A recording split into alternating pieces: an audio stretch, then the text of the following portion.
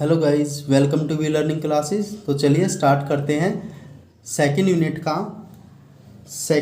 का third chapter, heating effect of electric current. कि electric current का कैसा इफेक्ट होता है, हीटिंग इफेक्ट होता है। कि इलेक्ट्रिक करंट जब कंडक्टर में से पास करता है, अगर उस कंडक्टर का रेजिस्टेंस हाई है, उस कंडक्टर का रेजिस्टेंस क्या हाई है, तो करंट क्या करेगा, हीट प्रोड्यूस कर सकता है। तो उसी हीटिंग इफेक्ट को हमें यहाँ पर स्टडी करना है।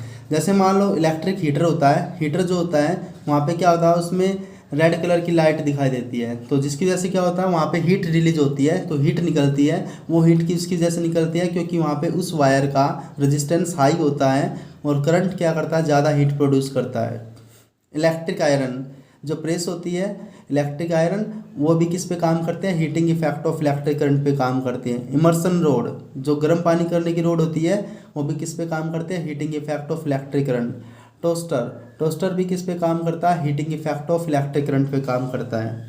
तो ये क्या आते हैं, heating effect of electric current. Heating effect of electric current होता क्या है, तो इसे क्या बोलते हैं, हीटिंग इफेक्ट ऑफ करंट या Joule's heating effect. Joule's heating effect या हीटिंग इफेक्ट ऑफ करंट।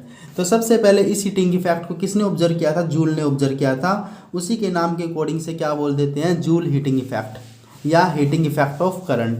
तो हीटिंग इफेक्ट ऑफ करंट क्या होता है, जब भी किसी कंडक्टर में से करंट फ्लो करता है तो कंडक्टर क्या बन जाता है, कंडक्टर बिकम्स हॉट। कि when electric current flowing through a conductor, जब इलेक्ट्रिक करंट फ्लो करता है किसी कंडक्टर में से, कि जब इलेक्ट्रिक करंट क्या करता है, फ्लो करता है किसी कंडक्टर में से, देन इट बिकम्स हॉट, तो ये क्या बन जाता है, गर्म हो जाता है, हॉट हो जाता है।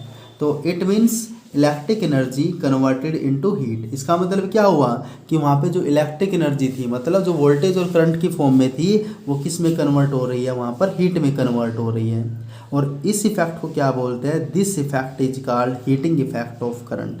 और इसी इफेक्ट को क्या बोलते हैं, heating effect of electric current बोलते हैं। तो heating effect of electric current क्या होता है, जब भी किसी कंडक्टर में से जिसका रेजिस्टेंस हाई होता है, रेजिस्टेंस हाई होगा तो ज़्यादा से ज़्यादा हीट प्रोड्यूस होगी। तो किसी कंडक्टर में से कम रेजिस्टेंस होगा तो कम हीट प्रोड्यूस होगी। तो इसका मतलब क्या, घरों की जो फिटिंग होती है उसमें जो वायर यूज करते हैं उसका रेजिस्टेंस कम होता है, क्योंकि ऊपर उसके ऊपर इंसुलेशन भी होता है। अगर उसका रेजिस्टेंस ज़्यादा होता है तो वो ज़्यादा क्या हो जाती है, हीट ज़्यादा प्रोड्यूस होती है वहाँ पे, और वो क्या होती है, वो उसका इंसुलेशन भी क्या कर जाता है, बर्न कर जाता है। तो वहाँ पे उसका मतलब उनका रेजिस्टेंस क्या होता है, कम होता है। लेकिन जो हीटर की वायर्स होती हैं उनका रेजिस्टेंस हाई होता है, क्योंकि वहाँ ज़्यादा हीट प्रोड्यूस होती है रेजिस्टेंस हाई होने की वजह से। तो वहाँ पे ज़्यादा से ज़्यादा इलेक्ट्रिक एनर्जी किस में कन्वर्ट होती है, हीट एनर्जी में कन्वर्ट होती है। और इसी इफेक्ट को क्या बोलते थे, heating effect of electric current बोलते हैं। कि ये क्या होता है, heating effect of electric current. अब क्या है कि जो कंडक्टर में से हीट प्रोड्यूस होगी, कि जब भी कंडक्टर का रेजिस्टेंस हाई होने की वजह से जो हीट प्रोड्यूस होगी, उस हीट का फॉर्मूला क्या होगा, H directly proportional to I square RT। H यहाँ पर क्या है, हीट प्रोड्यूस है, कितनी हीट प्रोड्यूस होगी, वो किस पे डिपेंड करेगी, directly proportional to square of current. ये जो करंट फ्लो करेगा कंडक्टर में से उसके स्क्वेयर के डायरेक्टली प्रोपोर्शनल होगी, साथ में उस रेजिस्टेंस के डायरेक्टली प्रोपोर्शनल होगी। जितना ज़्यादा रेजिस्टेंस होगा और जितना ज़्यादा उसमें से करंट फ्लो करेगा, उतनी ज़्यादा से ज़्यादा हीट प्रोड्यूस होगी, और जितने ज़्यादा टाइम तक फ्लो करेगा उतनी ज़्यादा हीट प्रोड्यूस होगी।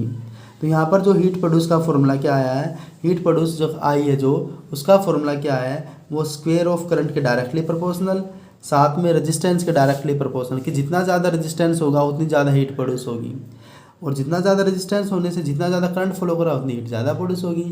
डायरेक्टली प्रोपोर्शनल टू टाइम, जितना ज़्यादा टाइम तक चलेगा उतनी ज़्यादा हीट प्रोड्यूस होगी। इसी इक्वेशन को क्या बोलते हैं, जूल्स लॉ ऑफ हीटिंग। जो हमारे पास ये इक्वेशन है, H directly proportional to I square RT, इसी इक्वेशन को क्या बोलते हैं, जूल्स लॉ ऑफ हीटिंग भी बोलते हैं। अब यहाँ पर क्या है कि यहाँ पर जो हीट प्रोड्यूस हो रही है, कि जो कंडक्टर था जिसका रेजिस्टेंस हाई था, उसके अंदर यहाँ पर जो हीट प्रोड्यूस होगी वो किस किस के डायरेक्टली प्रोपोर्शनल होगी। कि जो heat produce directly proportional to, यहाँ पे किस किस के डायरेक्टली प्रोपोर्शनल होगी, square of current, square of current flowing through the wire, square of current flowing through the wire, साथ में resistance of wire, resistance of wire, उसके भी डायरेक्टली प्रोपोर्शनल होगी, या कंडक्टर के डायरेक्टली प्रोपोर्शनल होगी। और किसकी डायरेक्टली प्रोपोर्शनल होगी? टाइम के, and directly proportional to time, कितना टाइम कंज्यूम होगा। तो यहाँ पर क्या आ जाएगी? हीट प्रोड्यूस आ जाएगी। हीट प्रोड्यूस का फॉर्मूला क्या आएगा? I²RT। इसी को क्या बोलते थे? जूल्स लॉ ऑफ हीटिंग बोलते थे। तो ये था complete topic of heating effect of current. तो मिलते हैं स्टूडेंट्स नेक्स्ट वीडियो में, तब तक बने रहिए with V Learning Classes. Thank you.